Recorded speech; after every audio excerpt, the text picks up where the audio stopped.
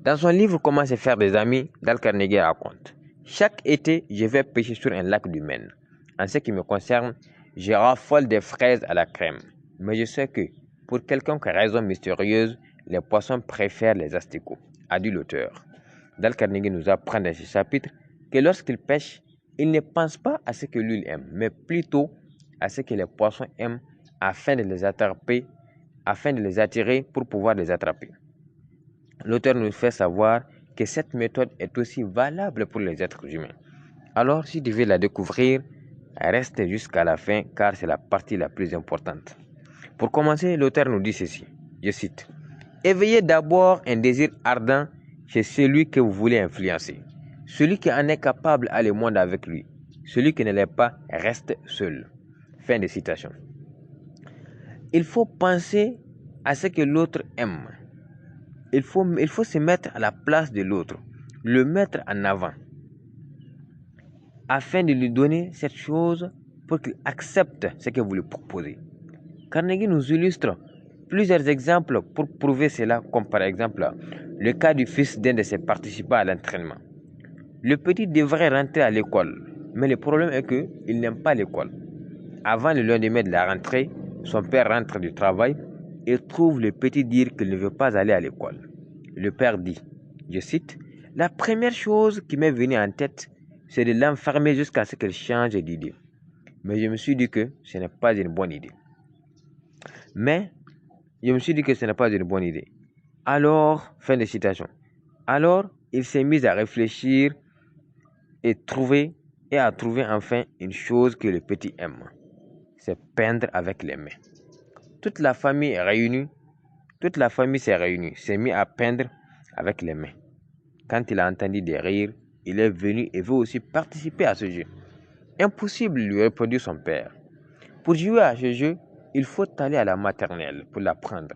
Le père lui apprend également plusieurs choses qu'il peut apprendre à la maternelle.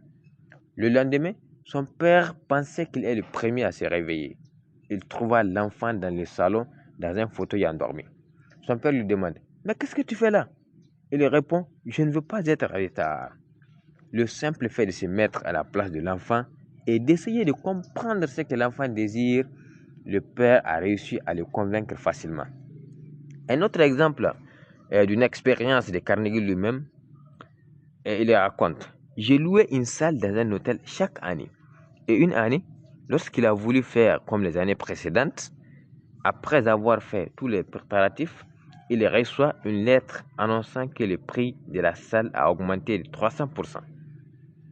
Il part voir le directeur de l'hôtel et lui dit ceci: « Je suis surpris de recevoir cette lettre, mais je ne vous blâme nullement, car en tant que directeur, votre devoir est d'en tirer le maximum de bénéfices, et si vous ne le faites pas, vous serez licencié et vous le mériterez de l'être.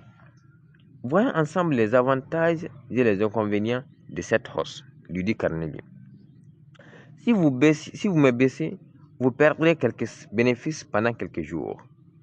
Mais si vous refusiez de baisser et que je refuse de payer, vous allez dépenser $5,000 dans la publicité et vous n'aurez pas plus de gens que je le ferai pour vous. Mes conférences attirent des gens riches, cultivés, d'auditeurs de la meilleure société, des gens célèbres, et ce qui est une excellente publicité pour vous. » Carnegie remet la feuille sur laquelle il a écrit les avantages et les inconvénients de sa hausse. Il lui dit de réfléchir sur ça.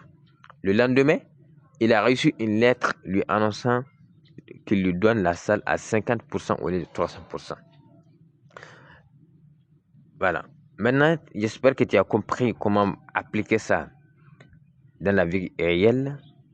Alors, si cette vidéo t'a été utile, n'hésite pas à la partager, à liker et à me dire ce que tu en penses dans les commentaires.